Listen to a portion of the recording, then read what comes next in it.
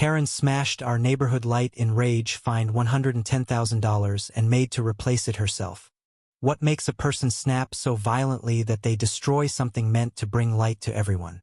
In the quiet suburb of Willow Creek, where manicured lawns and friendly waves define the rhythm of life, the answer came in the form of Karen Delaney, a woman whose rage would unravel a community and her own Lifean ways no one could have predicted.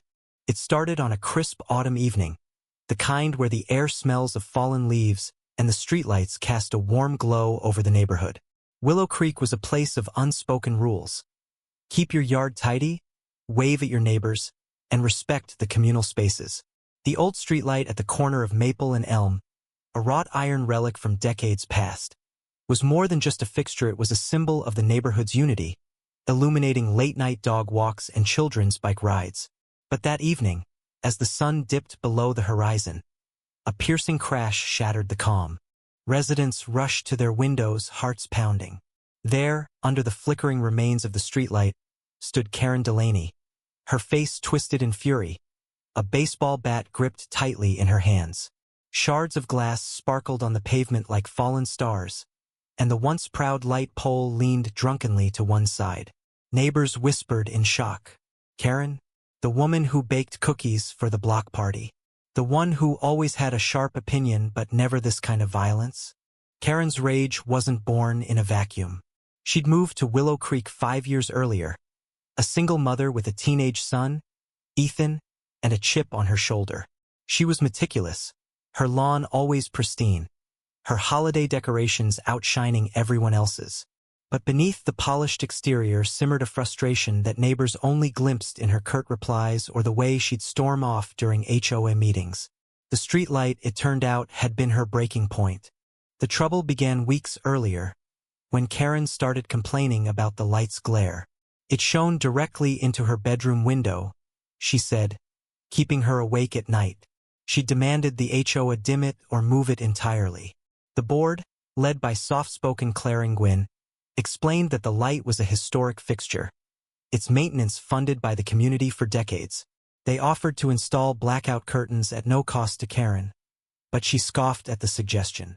I shouldn't have to change my life for your precious lamp, she'd snapped at the last meeting, her voice trembling with barely contained anger. No one expected her to take a bat to it. The next morning, the neighborhood buzzed with gossip. Clara, ever the peacemaker, tried to mediate. She knocked on Karen's door, hoping to understand what had pushed her to such an extreme. Karen answered, her eyes bloodshot, her voice low and defensive. It was an eyesore, she muttered, and nobody listened to me. Clara, stunned, reminded her that the light wasn't just hers to destroy, it belonged to all of them. Karen slammed the door in her face. Word spread quickly, and the HOA convened an emergency meeting. The damage was assessed, $110,000 to replace the custom-made, antique-style light, not to mention fines for vandalism. The community was divided. Some, like elderly Mr. Thompson, who'd lived in Willow Creek for 40 years, were outraged. That light was here before she was born, he grumbled. Others, like young couple Mia and Javier Torres, felt a flicker of sympathy. Maybe she's going through something, Mia whispered. We don't know her story. Enter Lila Monroe, a quiet newcomer who'd moved into the neighborhood just months before. Lila kept to herself, her small house tucked at the end of Maple Street, but she had a knack for noticing things others missed. At the HOA meeting, while voices clashed over what to do about Karen, Lila raised her hand. I saw something that night, she said softly, her words cutting through the noise. All eyes turned to her. Karen wasn't alone. The room fell silent. Lila explained that she'd been walking her dog when she saw a figureea teenage boy standing near Karen as she swung the bat. He hadn't stopped her, but he hadn't helped either. He just stood there watching, his face pale in the streetlight's dying glow. Whispers rippled through the crowd. Could it have been Ethan, Karen's son? The revelation shifted the narrative. Was Karen acting out of rage, or was there something deeper at play? The police got involved, and Karen was charged with vandalism and destruction of public property. The court didn't care about her sleepless nights or her complaints about the light. The judge, a a stern woman named Helen Carter, handed down a fine of $110,000 and an unusual punishment. Karen would personally oversee the replacement of the streetlight, from sourcing the materials to coordinating the installation. "You broke it," Judge Carter said coldly. "You fix it." Karen's life unraveled. The fine drained her savings, forcing her to sell her car and dip into Ethan's college fund. The neighborhood, once a place of pride for her, became a prison of judgmental stares.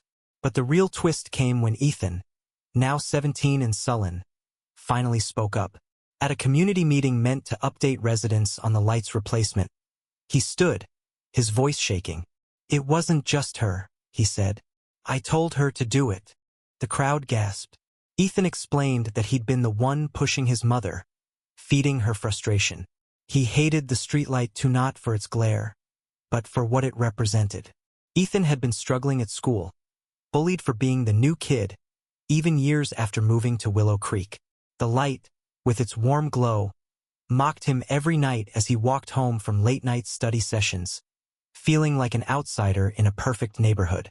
He'd egged Karen on, knowing her temper was a powder keg. "I didn't think she'd actually do it," he admitted, tears streaming down his face. The revelation hit the community hard. Clara, who'd always prided herself on fostering unity, felt a pang of guilt.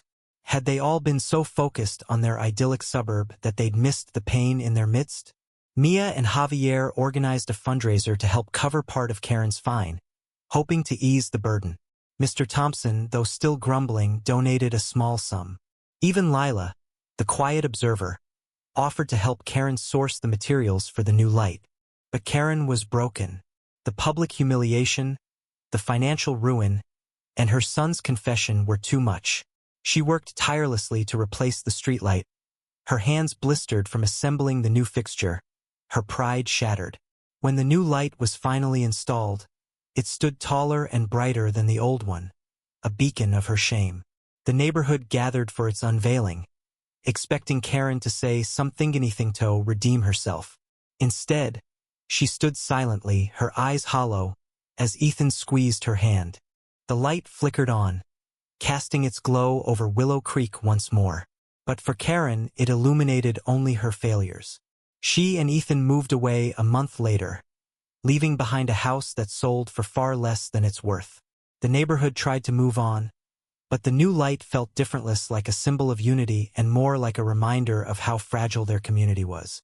In the end, the streetlight stood as a testament to the cost of rage, the weight of unspoken pain, and the thin line between belonging and breaking. Willow Creek would never be the same, and neither would Karen.